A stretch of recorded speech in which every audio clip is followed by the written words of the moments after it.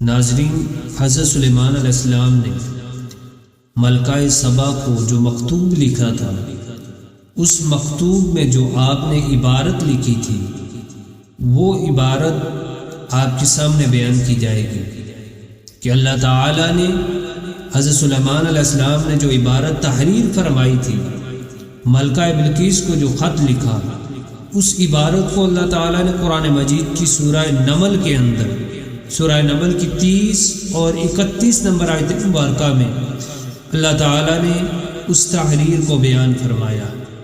الحمدللہ وکفا، الصلاة والسلام علی سید الانبیاء والمرسلین وعلی آلہ واصحابہ اجمعین۔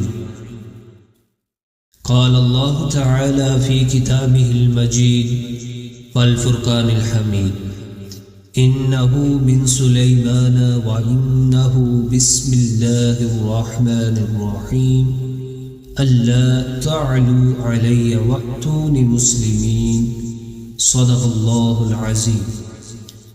جب حضرت سلیمان علیہ السلام نے ملکہ سبا کو خط لکھا، اس مکتوب میں یہ تحریر فرمایا کہ إنه من سليمان وإنه بسم الله الرحمن الرحيم، بے شک یہ مکتوب سلیمان کی طرف سے ہے، بے شک اللہ کے نام کے ساتھ جو بہت بڑا نہایت رحم والا ہے۔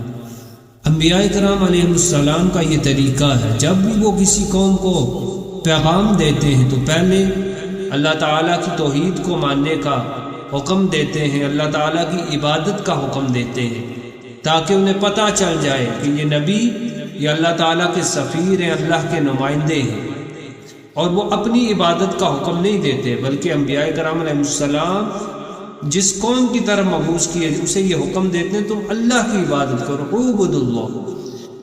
سامعین اکرام، آگے جو آپ نے تحریر لکھی 31 نمبر آیت مبارکہ میں سورہ نمل کی، جس میں ارشاد باری تعالی اللہ تعالوا علی وأتونی مسلمین، یہ کہ تم میرے خلاف سر نہ اٹھاؤ بلکہ مسلمان ہو کر میرے پاس حاضر ہو جاؤ۔ چونکہ ملکہ سبا، جسے ملکہ بلقیس بھی کہا جاتا ہے، یہ کافرہ تھی، سلیمان علیہ السلام نے اسے پیغام دیا کہ تم مسلمان ہو جاؤ۔ تو حضرت سلیمان علیہ السلام نے یہ مکتوب ہدہد کو لکھ کر دیا، اس کے گلے میں ڈال دیا۔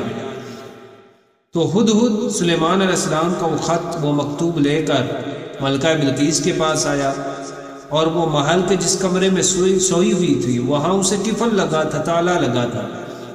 تو ہدہد روشن دان کے ذریعے اس کے کمرے میں داخل ہوا تو اس کے اوپر سلیمان علیہ السلام کو مکتوب اس نے گرا دیا۔ تو وہ ڈر کر جب بیدار ہوئی تو اس نے دیکھا کہ خط ہے۔ جب اس نے پڑھا تو یہ تحریر تھی، اس نے پڑھی، پھر اس نے اپنے سرداروں سے مشورہ کیا۔ تو سرداروں نے ملکہ سبا سے کہا کہ ہم سخت جنگجو ہیں، ہم آسانی سے شکست نہ کھائیں گے، ہم مقابلہ کریں گے، لیکن ہماری جو رائے ہے ہم آپ کے سپرد اپنی رائے کو کرتے ہیں، جو تمہارا حکم ہوگا وہی بجا لائیں گے۔ تو ملکہ سبا نے کہا کہ جب بادشاہ کسی ملک پر حملہ کرتے ہیں تو وہاں کے باشیوں کو قاضی بنا لیتے ہیں، یعنی جنگ سے تباہی بربادی ہوتی ہے۔ تو اس نے کہا کہ ہم پہلے سلیمان کی طرف ایک تحفہ بھیجیں گے، اگر وہ اس تحفے کو قبول کر لیتے ہیں تو پھر وہ بادشاہ ہے، ہم ان سے جنگ کریں گے، اور اگر اسے قبول نہیں کرتے تو پھر وہ نبی ہیں، ہم ان کے مطیع ہو کر ان کے پاس حاضر ہوں گے۔ تو جب ملکہ سبا کے ایلچی، اس کے سفیر سلیمان علیہ السلام کے پاس ہیرے جواہرات سونا لے کر آئے، سلیمان علیہ السلام نے اس مال کی جانب کوئی توجہ نہ کی۔ پھر دوبارہ جب اس کے ایلچی ملکہ سبا کے پاس آئے اور یہ سارا معاملہ، یہ سارا ماجرا اسے سنایا گیا، تو پھر اس نے سر جھکا دیا۔ اس کی قوم حضرت سلیمان علیہ السلام کی مطیع ہو کر آپ کی بارگاہ میں آ گئی۔ علامہ سید محمود آلوسی رحمہ اللہ تعالی نے لکھا ہے کہ جب ملکہ سبا حضرت سلیمان علیہ السلام کے پاس حاضر ہوئی تو سید محمود آلوسی نے حضرت وہاب بن منبع سے یہ روایت نقل کی ہے کہ وہاب بن منبع فرماتے ہیں کہ جب وہ آپ کے پاس سلیمان علیہ السلام کے پاس ملکہ سبا آئی، سلیمان علیہ السلام نے اس سے کہا، چونکہ وہ مسلمان ہو چکی تھی، مسلمان ہونے کے بعد حضرت سلیمان علیہ السلام نے فرمایا تم اپنی قوم میں سے کسی مرد کو پسند کر لو تاکہ میں تمہارا نکاح اس کے ساتھ کر لوں۔ اس نے کہا یہ میری قوم میری مطیع ہے، یعنی میری غلام ہے، میں ان سے کیسے نکاح کر سکتا؟ حضرت سلیمان علیہ السلام نے فرمایا اسلام میں اور نکاح کے بغیر نہیں رہ سکتی، تم اسلام کے حلال کو حرام نہیں کر سکتی۔ اس نے کہا اگر ایسا ہے تو پھر آپ ہمدان کے بادشاہ ذوالطبہ سے میرا نکاح کر دو۔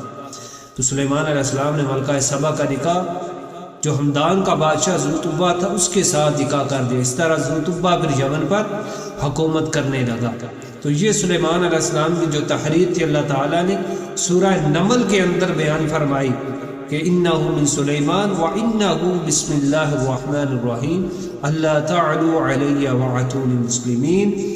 تو غور و فکر کرنے والوں کے لیے اس میں بہت زیادہ نشانیاں ہیں۔ اللہ تعالیٰ ہمیں قرآنی آیات مبارکہ میں غور و فکر کی توفیق عطا فرمائے۔ وآخر دعوانا الحمد للہ رب العالمین۔